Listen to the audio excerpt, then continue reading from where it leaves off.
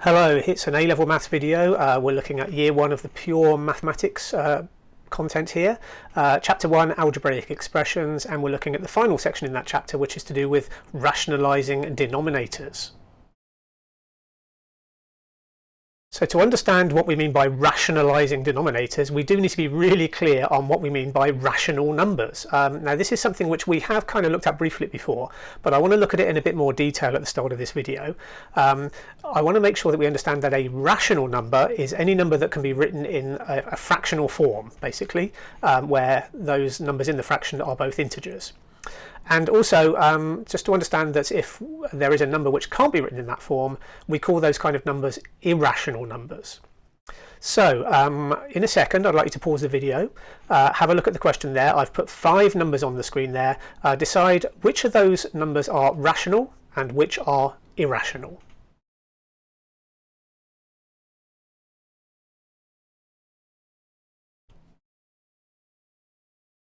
Okay, so what do you think? Well, clearly 2/3 is going to be rational because it's already in that fractional form with the 2 and the 3 as integers. So we've got a rational number there, 2/3. What's next on our list? The square root of 5. Now in the previous video we saw that that was a surd, and that would not simplify down to a rational number. There's no fraction which we can multiply by itself to get the answer 5. So that one is irrational. Okay, what about the number 8 here? Well, it doesn't look like a fraction, but however we could write it, couldn't we? We could write it as 8 over 1. So if we were a bit sneaky and wrote it as 8 divided by 1, well then we've got it in our form, haven't we? We've got integers, so that one is rational. Okay, making sense so far?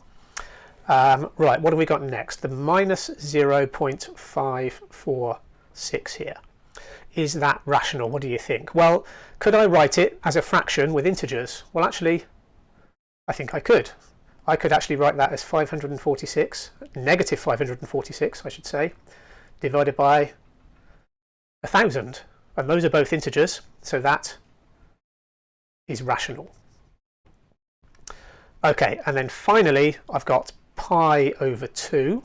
Now of course that looks a bit like a fraction, doesn't it? But we do need a fraction with integers, and try as I might, there's nothing I can multiply top and bottom of this fraction by which is going to turn pi into an integer without obviously messing up the integer on the bottom of the fraction here. So that is an irrational number.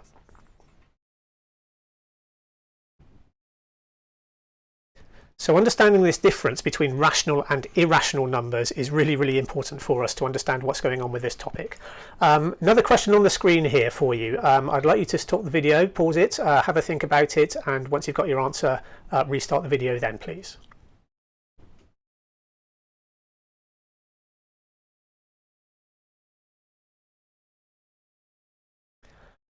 Okay, so what do you think? I think there's quite a lot of different answers you could have come up with here which would work. Probably the most obvious answer though is that if you multiply root 3 by itself, another root 3, you end up of course with 3, and 3 is rational. You can write 3 as a fraction, you could write it as 3 over 1. So this is probably the simplest answer you could have come up with here, that root 3 multiplied by root 3 will give a rational answer. So now let's get on to the main business of this video and what we need to do in this section of the chapter. Here, I'd like you to think about the question which is on the screen. We need to find a fraction which is equivalent to 1 over root 3, but we want the denominator of the fraction to be a rational number. We're going to do this one together, so let's see if we can kind of think about what's going on. So what I need to do is I need to find something I want to multiply the top and the bottom of this fraction by to end up with a rational number in that denominator. Well, hey, it's here from our previous question. We could multiply the top and the bottom of the fraction by root 3. And if we do that, we end up with an equivalent fraction, right? We've known for quite a long time now, since probably year 6 or something, that when you multiply top and bottom of a fraction, you end up with an equivalent fraction. So if we choose root 3 here, we end up with 1 times root 3, which is root 3 in the numerator, and then root 3 times root 3, we end up there with, that becomes 3, that rational number 3 in the denominator. And what we've done is we've answered the question there.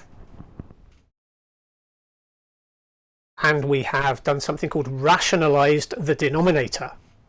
So this leads us into our definition that we need to know here. If a fraction has a surd in the denominator, the process of finding an equivalent fraction without a surd in the denominator is called rationalising the denominator. And that's what we just did with our previous example. Okay, question on the screen now. Now you've seen an example. Have a go at this question and think about what you could multiply top and bottom of that fraction by to make that root 6 in the denominator a rational number.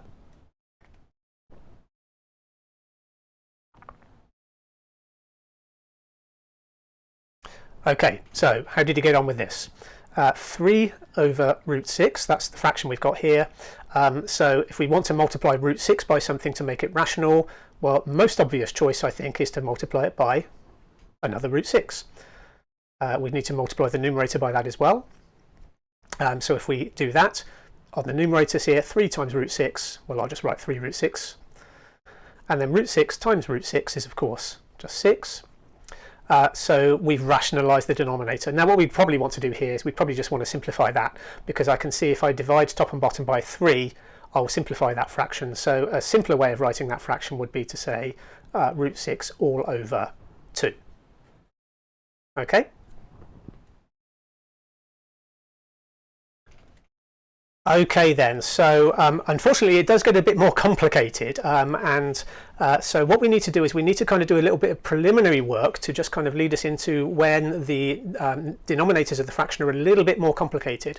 I'd like you please to have a go at the question on the screen, do a bit of expanding and simplifying with these surds, and then sort of have a look at your answer. Is your answer rational or irrational?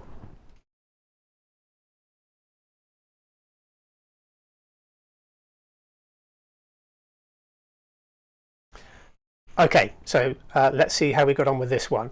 So we've got 5 plus the square root of 2 multiplied by 5 minus the square root of 2. So we're just expanding our brackets here. So let's take the 5 times the 5, 25. 5 times the negative root 2. All right, minus 5 root 2 here. Then the root 2 here times 5. Well, that becomes plus a 5 root 2. And then finally the root 2 times the negative root 2 becomes minus 2. Let's just simplify that. I can see here the 25 minus the 2, we can write that as 23. And then these surd terms, the minus 5 root 2 and the plus 5 root 2, they're just going to cancel each other out. So we end up with 23 as our answer, which is rational. So what I've done there is I've taken my number 5 plus root 2 and I've found another number which to multiply to give a rational answer. And this is an example of a more general result here, which I've put on the screen for us. When you multiply an irrational number of the form a plus root b, multiply that by a minus root b, you will always get a rational number as the answer. And hopefully, looking at our example again here, you can see why that is, because you're going to end up with the surd terms here are going to cancel out. Does that make sense to you? Well, let's test and see if it makes sense to us. I'm going to put another question on the screen here. So there's the result that we've got here and the question on the screen. Can you pause the video, see if you can make sense of the result and apply it to the question, and restart the video once you've answered all the parts of it.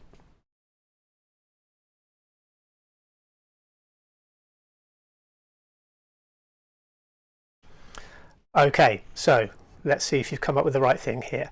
If I take my 1 minus root 7, I need to find what could I multiply that to get a rational number as the answer. Well, using the result on the screen, what I could do is I could multiply it by 1. Now I want minus a negative root 7 here. Well, that's just the same as plus root 7. So did you get that about right? 1 plus root 7, I think, is the number that you could multiply 1 minus root 7 by to get a rational number as the answer. Let's just multiply it out and confirm that that's going to work. So 1 times 1 is obviously 1. 1 times root 7 is still root 7. Then we've got the minus root 7 times 1 is minus root 7, and then the minus root 7 times another root 7 gives us minus 7 here. And I think that these surd terms, the plus root 7 and the minus root 7, are going to cancel each other out. So I'm just going to be left with 1 minus 7, which is of course minus 6, and that is rational. So let's make use of this fact now then. So here is a more complicated example of rationalising denominators. We want to rationalise the denominator of 3 over 1 minus root 7. Let's see if we can just do this one together so you can see how this works. Right, so I can see here that the 1 minus root 7 that we want to try and rationalise, well, we've already kind of done in the previous question, we've already worked out the number that we have to multiply by to get a rational number, 1 plus root 7. So let's make use of that idea here. 3 over 1 minus root 7, I'm going to multiply by 1 plus root 7 over 1 plus root 7. So when I multiply these denominators together, I get that rational answer. We've already done it up here, haven't we? We've already done this one up here, so to get the minus 6, so we're going to end up with a minus 6 in the denominator here. What about the numerators? Well, we need to be careful here. I'll put these in brackets actually, because that's going to make that a bit easier to see how it might work. So I want to do 3 times all of this stuff. 3 times 1 is of course 3, and 3 times the root 7 is 3 root 7. So I've rationalised the denominator now, but let's just kind of tidy it up, simplify it a little bit more, because again I can see I can divide top and bottom by 3 here, and in fact I think I'll divide by minus 3 because I don't like that negative being on the bottom of the fraction there. So I'm going to end up here with, I think, minus 1 minus root 7 all over 2 here. So that, I think, is probably the way that I would prefer to give my final answer. Okay, does that process make sense to you? Let's see how you get on with one by yourself. Okay, there's a question on the screen. I'd like you to first of all work out what you need to multiply that denominator by to make a rational answer, and then multiply numerator and denominator to rationalise the denominator of the fraction. Pause the video, see how you get on.